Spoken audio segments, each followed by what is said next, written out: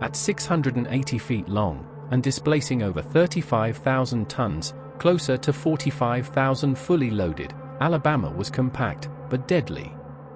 She carried 9 16-inch, 45 caliber guns, housed in 3 massive turrets, with a range that could devastate targets at over 20 miles away. Her 25-inch dual-purpose guns made her a nightmare for both aircraft and enemy destroyers.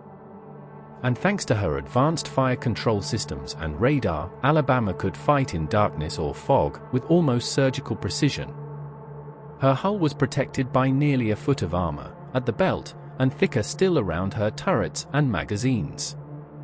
But she was no lumbering beast. Thanks to 4 screw propellers and steam turbines, she could push over 27 knots, making her faster than many older cruisers. She was sleek, she was modern, and she was ready. Commissioned on August 16, 1942, Alabama was brought to life by a crew of nearly 2,000 officers and enlisted men. Many were young, barely out of high school. Others were seasoned salts who'd seen the Navy transform from coal-fired dreadnoughts to radar-driven battle wagons. Together, they would form one of the most effective crews in the fleet.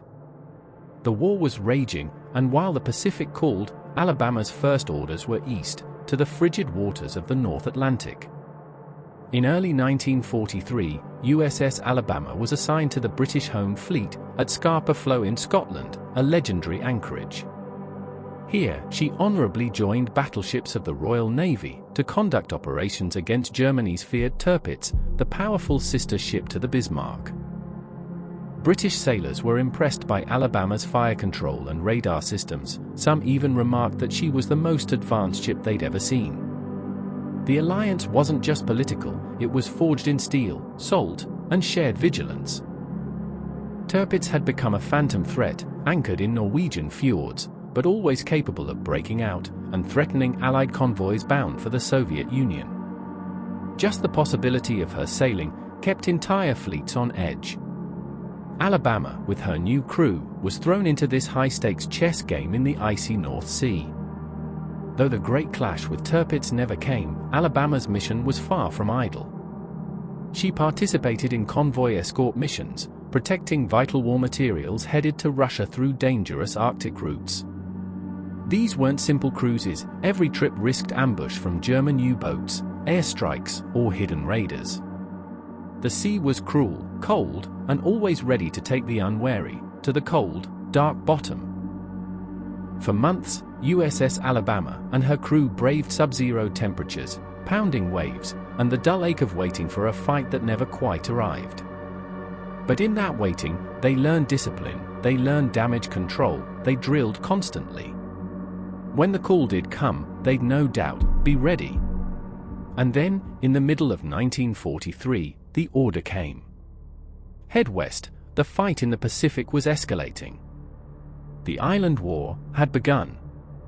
Alabama transited the Panama Canal in August 1943, entering the vast Pacific, a new and utterly different theater of war. Gone were the gray skies of the North Atlantic. Here, the sun burned hot, and the ocean stretched endlessly, hiding dangers beneath its calm surface. Here, she would face the land of the rising sun, but would Japan be ready for Alabama? Her first major Pacific assignment came in November 1943, during Operation Galvanic, the invasion of the Gilbert Islands. She joined the fast carrier task forces as an escort, her job, protect the carriers from air and surface attacks, and when called upon, unleash her guns in support of the landings. This was a new kind of warfare, one defined by air power, speed, and overwhelming coordination. Alabama would fit right in. Throughout early 1944, Alabama became a familiar presence in the Marshall Islands, Truk Lagoon, and the Marianas. Her duties rotated constantly, escorting carriers, firing shore bombardments, repelling air raids, and hunting submarines. The battles were frequent, and the danger constant. And the enemy had now started to change tactics. In addition to conventional bombing raids, new kamikaze attacks, suicidal dives, by planes packed with explosives, had now started. Alabama's anti-aircraft defenses, manned by teams who now lived and slept in their gun tubs, kept the sky filled with fire. Smoke and tracers trailed like streamers across the blue. Sailors learned to track aircraft by sound, silhouette, and instinct alone. A single slip meant death. Time after time, they knocked attackers out of the sky, sometimes so close that the wreckage slammed into the sea just yards from Alabama's hull. By June 1944, Alabama was part of the massive task force supporting the invasion of Saipan. Her 16-inch rifles thundered, targeting beach fortifications, bunkers, and gun emplacements. Each shot was like an earthquake, shells the size of small cars, blasting Japanese defenses into dust and rubble. But it was what happened next that would go down in legend. The Japanese Navy launched a desperate strike to stop the American advance. What followed was the Battle of the Philippine Sea. One of the most one-sided air battles in history. Alabama, protecting the carriers, became a wall of steel. Wave after wave of Japanese aircraft attacked, but the U.S. fleet was ready. Alabama's radar spotted them at distance, and her gunners turned the sky into a storm. Shells exploded like fireworks. Pilots never even saw their targets before being torn from the air. In one day, the Japanese lost nearly 400 aircraft and many of their finest remaining pilots. American sailors called it the Great Marianas Turkey Shoot. And Alabama stood within the heart of it, untouched, her guns hot and her spirit unshaken. As the months wore on, Alabama stayed with the fleet, supporting raids on Palau, Yap, and the Philippines.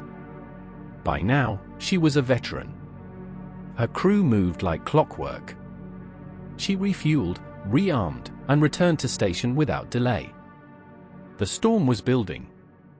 The biggest battle yet was on the horizon. USS Alabama steamed alongside the fast carrier task forces as they prepared for one of the most crucial campaigns of the Pacific War, the liberation of the Philippines. The Battle of Leyte Gulf, fought in October 1944, was the largest naval battle in history, a massive clash involving hundreds of ships and thousands of men. Alabama's role was primarily protective, her anti-aircraft guns blazing to shield the carriers from constant aerial assaults. The Japanese launched desperate attacks, using kamikaze pilots, who threw themselves at ships with terrifying determination. Smoke and fire filled the skies, and the sea became a battlefield of explosions and destruction. Amid this chaos, Alabama stood strong. Though a kamikaze struck near her, it failed to penetrate her armor or cause critical damage, testament to her design and crew vigilance. The crew quickly repaired the ship, cleaning debris and patching wounds. The mighty Alabama had been tested, and she had not faltered. Following Leyte Gulf, Alabama continued to support the island-hopping campaign, pushing closer to the Japanese home islands. In early 1945, she provided critical fire support during the bombardment of Iwo Jima, pounding Japanese defenses to soften the way for the Marines storming ashore. Then came Okinawa, the war's bloodiest amphibious assault. Here, kamikazes struck with increased ferocity, crashing into ships and causing devastating damage. But Alabama's radar and gunners kept her largely safe, their relentless firepower turning the skies into a deadly gauntlet. Through weeks of attacks, Alabama remained a brave guardian, her crew ever vigilant, ever ready. As summer 1945 dawned, Alabama joined the bombardments of Japan's home islands, Honshu and Hokkaido. Her mighty 16-inch guns roared again, striking factories, railways, and airfields, paving the way for the final blow that would end the war. When Japan surrendered in September 1945, Alabama was not part of the historical Tokyo Bay ceremony. That honor belonged to USS Missouri. But the mighty Alabama had earned her place in history through tireless service, steadfast courage, and unbroken resolve. After the war, USS Alabama served in Operation Magic Carpet, ferrying thousands of exhausted American servicemen back home from the Pacific. By 1947, she was decommissioned, her guns silent, and her decks empty.